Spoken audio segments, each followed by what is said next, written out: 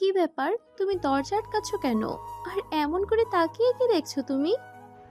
দরজা আটকাচ্ছি কারণ আমি এখন তোমার সাথে বাসর করব, তোমাকে আদর করব।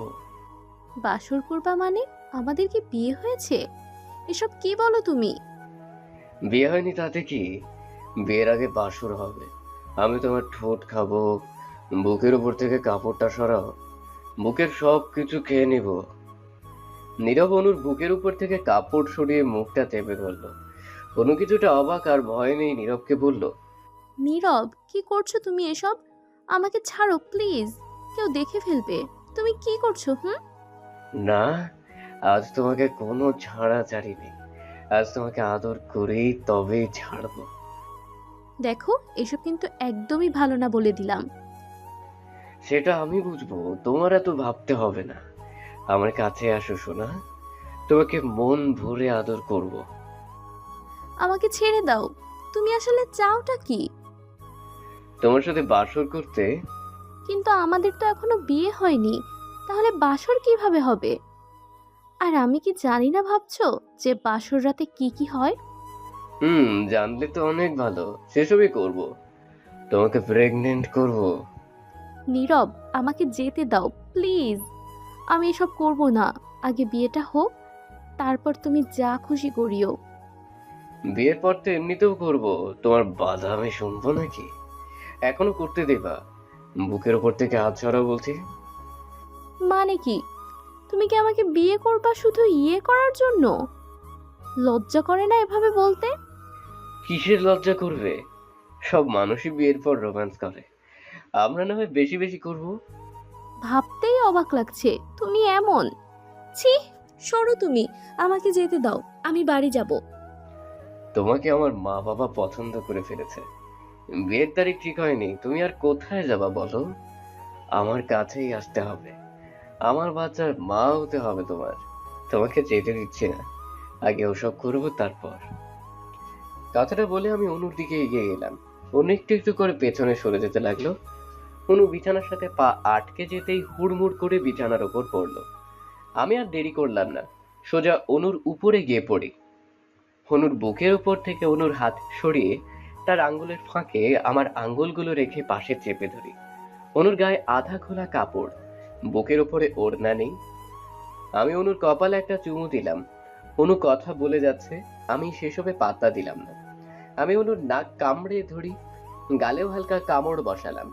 অনু ছটফট করতে থাকে আমার থেকে নিজেকে ছাড়ানোর জন্য। প্লিজ নীরব, আমাকে যেতে দাও। আমি কিছু করব না। তোমাকে রুমে এনেছি রুম ডেট করার জন্য। আর হ্যাঁ, তোমার সাথে আমার বিয়ে হবেই, সো আগে বাসর সেরে ফেলি। এতে সমস্যা কোথায়? বাসরও হলো, সব মজাও পেলাম দুজনে। না, এটাতে কোনো মজা নেই। অনেক ব্যথা। তার মানে তুমি সবটা জানো? কতবার করেছো গো? নীরব, মুখ সামলে কথা বলে বলছি। আমি কখনো করিনি। আমি এখনো ভার্জিন। তবে শুনেছি তাই বললাম। সবটা মিথ্যে শুনেছো, কোনো ব্যথা লাগে না, অনেক মজা লাগে। তুমি শুধু রাজি হয়ে যাও। আমাকে ছাড়ো। আমি কিছু করব না। আমি চিৎকার করব বলে দিলাম। চিৎকার করেও কাজ হবে না, এই রুম যা কিছু হোক কেউ দেখতে আসবে না। আমি কান্না? অনু পুরো কথাটা শেষ করতে পারলো না, আমি শেষ করার সুযোগ দিলাম না। অনুকে আমি জাপটে ধরলাম, অনুর ঠোঁট খেতে থাকি, তারপর পাজামার ফিতা খুলে দিলাম আমি। এক ঝটকায় টান মেরে অনুকে সম্পূর্ণ কাপড় ছাড়া করে দিলাম। অনু আমার দিকে তাকিয়ে আছে করুণ দৃষ্টিতে। আমি আর দেরি করলাম না, অনুর পায়ের মাঝে এসে বাসর করতে শুরু করলাম। অনু ব্যথা আর কান্নাতে বলতে লাগলো, আহ, ছাড়ো ছাড়ো, আমার লাগছে। একটু লাগবে সোনা, তারপর অনেক মজা। আমি অনেক ব্যথা পাচ্ছি। প্লিজ ছাড়ো। আমি তোমাকে আদর দিতে এসেছি, ছাড়তে আসিনি। আর বললাম তো বিয়ের তারিখ ঠিক হলে আমাদের বিয়ে। এত চিন্তা করছো কেন? তুমি মানুষ নাকি অন্য কিছু? আমার চোখের পানি তোমার চোখে পড়ছে না? একটুও কি মায়া হচ্ছে না আমার জন্য? আহ বাবু, তুমি ভীষণ রকম। তোমাকে দেখলে আমি নিজেকে কন্ট্রোল করতে পারি না, পুরো অনিয়ন্ত্রণ হয়ে পড়ি। তাই তো বাসর সেরে বিয়ের আগে। তুমি একটা পশু। আসলে আমার সাথে তুমি পশুর মতো আচরণ করছো। আমার রক্ত বের হচ্ছে, সেটা কি একটুও দেখতে পাচ্ছ না? উফ! আহ! নীরব, প্লিজ ছাড়ো আমাকে। প্রচন্ড ব্যথা পাচ্ছি। চুপ করো তো তুমি। আমার বউ হতে যাচ্ছ, তারপরও এত চিল্লাও কেন? তোমার তো খুশি হওয়ার কথা আমার সাথে এসব করতে পেরে। আর ব্লাড বের হচ্ছে তাতে কি? প্রথমে একটু একটু এমন হয়, পরে দেখবা অনেক মজা। আমার তো বেশ মজা লাগছে। অনু কিছু বলছে না। আমি থেমে নেই, কিন্তু আমার এ তো ভ্রুক্ষেপ করার সময় নেই। আমি করেই যাচ্ছি। অনু কেঁদে চলেছে, মাঝে মাঝে ছেড়ে দাও, আহ লাগছে, এমন চিৎকার করতে থাকে। আমি এসবেও কান দিলাম না, অনুকে আদর করেই যাচ্ছি। অনুকে আজ এত সহজে আমি ছাড়ছি না। অনুর ঠোঁটেও চুমু খাচ্ছি আমি। অনু বিছানায় খামচে ধরেছে। অনু আর চিৎকার করছে না। আমার তো অনুর চিৎকার ভালোই লাগছিল না। এত দ্রুত কেন সহ্য করবে ও? তুমি চিৎকার করছো না কেন? চিৎকার করে, কান্না করে, অনুনয় বিনয় করার পরও ছাড়লে না আমাকে। বাধা দেওয়ার পরও তুমি এটাই করলে। তাহলে এখন আর চিৎকার করে কি লাভ? হুম, এটা বললে তো হবে না শোনা। তোমার চিৎকার আমাকে ছাড়ো ছাড়ো বলাটা শুনতে আমার বেশ ভালো লাগছিল। কেমন যেন আরো নেশাগ্রস্ত হয়ে পড়ছিলাম। তুমি আসলেই অমানুষ, একটা পশু। এভাবে রুমে এনে একটা মেয়ের সাথে যা খুশি করতে তোমার মতো পশুই পারে। যতই আমি তোমার বউ হতে যাই না কেন, এখন তো কোনো উপায় নেই তোমাকে বিয়ে করা ছাড়া। আমি চাইলেই এ বিয়ে ভাঙতে পারবো না। কিন্তু তোমার মতো একজন মানুষ ঠিকই মজা শেষে চলে যাবে। মোটেও না। বললাম তো তোমাকে আমি বিয়ে করব। আরো চিৎকার করো শোনা প্লিজ। আহ উফ, শব্দ তো করছো না। রেসপন্স না পেলে তো মজা নেই। চিৎকার করো শোনা। আমি তোমার পায়ে পড়ি, আমাকে ছেড়ে দাও। বিশ্বাস করো, আমার অনেক কষ্ট হচ্ছে, আমার খুব ব্যথা লাগছে। তুমি এমনটা করতে পারো না। আর একটু শোনা। তুমি এভাবে কথা বলতে থাকো, আমি আস্তে ধীরে করতে থাকি। তোমার অনেক ভালো লাগবে দেখো।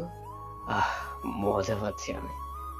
অনু আর কিছু বলে না, সে একদম চুপ হয়ে যায়। আমি আরো কয়েক মিনিট ওর সাথে রোম্যান্স করার পর নিস্তেজ হয়ে পড়ি। ঠিক তখনই যেন আমার হুঁশ ফেরে। অনুর সাথে আমি এতক্ষণ কি করলাম? ওর মতো ভালো একটা মেয়ের সাথে আমি এসব করেছি? অনু বিছানার এক কোণের কাপড় পেঁচিয়ে চুপচাপ মাথা নিচু করে বসে বসে কাঁদছে। আমি অবাক হয়ে অনুকে দেখছি। আমি এতক্ষণ কি নেশাতে ছিলাম? অনু আমার বউ হতে যাচ্ছে, সামনের মাসেই সে আমার ঘরে আসবে বউ হয়ে। অনুকে দেখেই ভালো লেগেছিল, তাই অনুকে প্রেমের প্রস্তাব দিয়েছিলাম।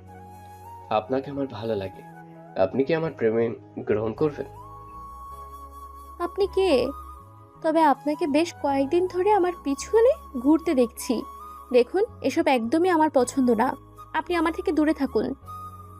কিন্তু আমার যে আপনাকে ভালো লাগে, আমার তো আপনাকে চাই। তাহলে আপনি আমার বাসায় বিয়ের কথা বলুন, এভাবে রাস্তাঘাটে কেন বিরক্ত করছেন? আচ্ছা ঠিক আছে, সেটাই হবে। এরপর আমি অনুর বাসায় বিয়ের প্রস্তাব দিই। অনুর পরিবার অনেক ভেবে খোঁজ নিয়ে আমার সাথে অনুর বিয়ের কথাটা ফাইনাল করে ফেলে। অনুকে আংটি পরিয়ে রাখি, সবকিছু ঠিকঠাক। 4 মাস হলো অনুর সাথে আমার দেখাশোনা। 5 মাস পর মানে আগামী মাসে অনুর সাথে আমার বিয়ে হবে। তবে আজকে কিসের নেশা যে চেপেছে আমার! অনুকে ঘুরতে নিয়ে আসার নাম করে এভাবে রুমে এনে আমি ওর সাথে সব বাজে কাজ করলাম। অনুর কান্না চিৎকার কি আমি শুনিনি? এভাবে পশুর মতো আচরণ করলাম। আমি বিছানার আশেপাশে তাকালাম। বিছানা জুড়ে লেগে আছে অনুর রক্তের দাগ। অনুর চুলগুলো এলোমেলো হয়ে আছে। সে মাথা নিচু করে তখনও কেঁদে চলেছে। আমি কি করব বুঝতে পারছি না। আর কেনই বা তার সাথে আমি এমনটা করেছি সেটাও বুঝতে পারছি না। অনুর সাথে কি একবার কথা বলবো? কিন্তু কোন মুখে কথা বলবো? অনু কি আমাকে ছেড়ে যাবে? আমি তো অনুকে সত্যিই ভালোবেসেছি। এভাবে আমার করা ভুলে অনু আমাকে ছেড়ে গেলে থাকতে পারবো না। প্লিজ, আমাকে যেতে দাও। আমার অনেক কষ্ট হচ্ছে, আমাকে ছেড়ে দাও। অনু তুমি ঠিক আছো? দয়া করো, আমাকে যেতে দাও। অনু আর কোনো কথা না বলে, অনুর যেন কথা বলার শক্তিও নেই। যতটুকু বলেছে তাও যেন কাঁপা কাঁপা গলায়। আমি অনুর কাছে গেলাম, অনু তখনও মাথা নিচু করে বসে আছে। আমি অনুর হাত ধরতে, সে ভয়ে আঁতকে কেঁপে উঠল। আমার দিকে ভীষণ রকম ভয়ার্ত দৃষ্টিতে তাকায় অনু। অনুর চোখে মুখে ভয়ের ছাপ স্পষ্ট। কেঁদেই চলেছে অনু। আমি কি করব বুঝতে পারছি না। অনুর চোখের দিকে তাকিয়ে আছি, অনু আমার দিকে তাকাচ্ছে না। আমি তারপরও করুণ সুরে বললাম, আমি সরি। আমি জানি না কি বলবো। আমি কি করেছি নিজেও জানি না। আমার মাথায় কাজ করছিল না। জানি কিছু বলার সুযোগ নেই, কিন্তু আমি সত্যিই বুঝতে পারিনি। আমাকে মাফ করে দাও অনু, আমি সত্যিই বুঝতে পারিনি, প্লিজ। নীরব, আমাকে প্লিজ ছেড়ে দাও। কিচ্ছু চাই না তোমার কাছ থেকে। আমার অনেক ব্যথা করছে। এসব কি বলো? কই দেখি আমি। আমাকে স্পর্শ করবা না, প্লিজ। এতটুকু চাওয়া পূরণ করো। আমার বুকের ভেতরটা যেন কেঁপে উঠলো। আমি এবার কি করব বা বলবো খুঁজতে থাকি। অনু চেহারার দিকে তাকাতেই পারছি না। অনু কেঁদে চলেছে। আমার চোখ যেন পানিতে টলমল করতে শুরু করেছে। অনুশোচনায় বুকের ভেতরটা কেমন খা খা করতে লাগলো। আমি কি করলাম সেটা ভাবতেই পারছি না। নিজের উপর রাগ ক্ষোভ একসাথে জড়ো হচ্ছে। আমি আর পারছি না, কষ্ট হচ্ছে। ওহ, তোমার তো আমার কষ্টের কোনো কিছুতেই আসে যায় না। ঠিক আছে, আমি একা যাওয়ার চেষ্টা করব। চুপ থাকো তো, আমি নিয়ে যাব। কথাটা বলে অনুকে তার কাপড় পরিয়ে দিলাম। তারপর অনুকে কোলে তুলে নিলাম। অনু একদমই নিস্তেজ হয়ে গেছে। আমি অনুকে কোলে নিয়ে গাড়ির কাছে আসলাম, তারপর সোজা গাড়িতে বসিয়ে অনুকে নিয়ে হাসপাতালের দিকে যেতে থাকি। অনু কোনো কথা বলছে না, আমি অনুর হাত ধরে আছি। হাসপাতালে এনে ডাক্তারকে ডাকতে থাকলাম। দুজন ডাক্তার ছুটে আসলো অনুকে নিয়ে, তারা কেবিনে ঢোকে। আমার থেকে অনুর কথা শুনে মেয়ে ডাক্তার আসে। আমি কেবিনের বাইরে বসে আছি। অনুর চেক আপ চলতে থাকে। খুব কাঁদতে ইচ্ছে হচ্ছে আমার। নিজেকে চরম অপরাধী লাগছে। সব দোষ যেন আমার ছিল। আমি ভাবতেই পারছি না এরকম একটা কাজ আমি করব। অনুকে প্রচন্ড ভালোবাসি। সে যে আমাকে বাসে না এমন না। অনু নিজেও আমার সাথে সব করতে রাজি ছিল, তবে এভাবে বিয়ের আগে সবটা করে ফেলবো ভাবেনি। কি থেকে যে কি হলো কিছুই মাথায় আসছে না। ডক্টর বের হয়, আমাকে প্রশ্ন করে রোগীর কি হই আমি। অনু আমার স্ত্রী বলাতে তারা বললো সমস্যা নেই, একটু ইনজিউর্ড, ঠিক হয়ে যাবে, রেস্ট নিলে। সাবধানে করবেন। আমি কেবিনে ঢুকলাম।